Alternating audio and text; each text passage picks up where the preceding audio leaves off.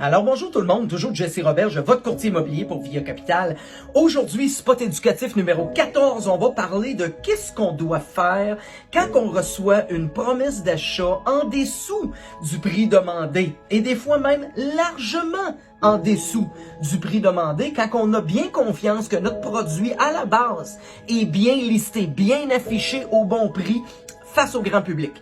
Alors à ce moment-là, premier conseil que je vous donne, on respire par les deux trous de nez. J'écoutais une collègue là, de secteur Montréal, je crois, dans mon fil d'actualité TikTok. Écoute, ça pouvait pas tomber plus opportun.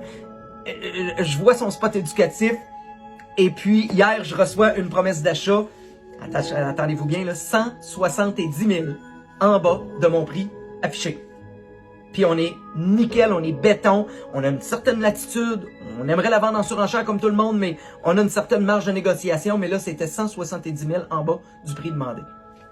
Après que j'ai présenté le tout à mon client, faut pas le prendre personnel. Il y a des gens qui sont simplement maladroits dans leur technique, c'est ça qu'elle disait dans son spot ce matin, elle. Maladroits, je pense que c'est très bien phrasé, maladroits dans leur technique de négociation. Il y a des gens, si je compare ça, mettons je prends une balle de tennis, là, les acheteurs qui aiment ça, la lancer au plancher, là. C'est quoi le plus bas possible, puis à partir de là, elle va remonter jusque où cette balle-là? Gardons ça, elle va remonter jusqu'à ce niveau-là. Mon vendeur, il est à ce niveau-là, j'ai l'impression que j'ai pressé le citron, etc.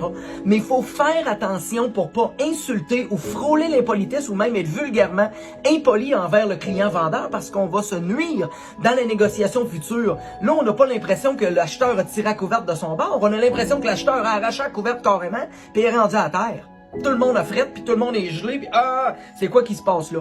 Alors, il faut faire attention dans notre technique d'approche. Certains courtiers ont moins d'expérience, un petit peu dans le métier, puis ils vont se faire piler dessus ou manger la laine sur le dos, comme on dit, par leur client acheteur potentiel, ou c'est lui qui va dicter, c'est lui qui va déterminer, c'est comme ça se passe, c'est moi, je vais offrir ce prix-là.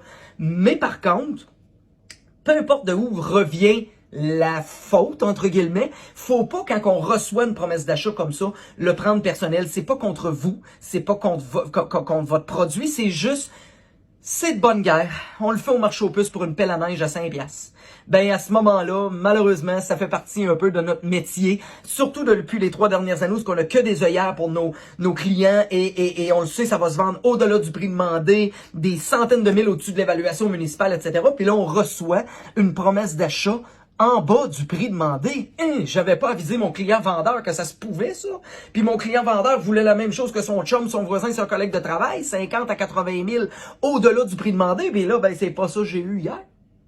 Ben, à ce moment-là, on a une technique de coaching en tant que courtier à faire au niveau du vendeur. On a une technique de coaching à faire au niveau de l'acheteur également. Fait que bref, pour acheter ou vendre en toute sécurité et apprendre à négocier adéquatement sans froisser ou insulter le vendeur qui va nous nuire dans le futur parce que finalement, ben, il veut plus rien savoir puis il est deux bras croisés puis il est viré de dos. Ben, finalement, bref, c'est Jesse Roberge, votre courtier immobilier pour Via Capital. 418-627-3333, 418-627-3333.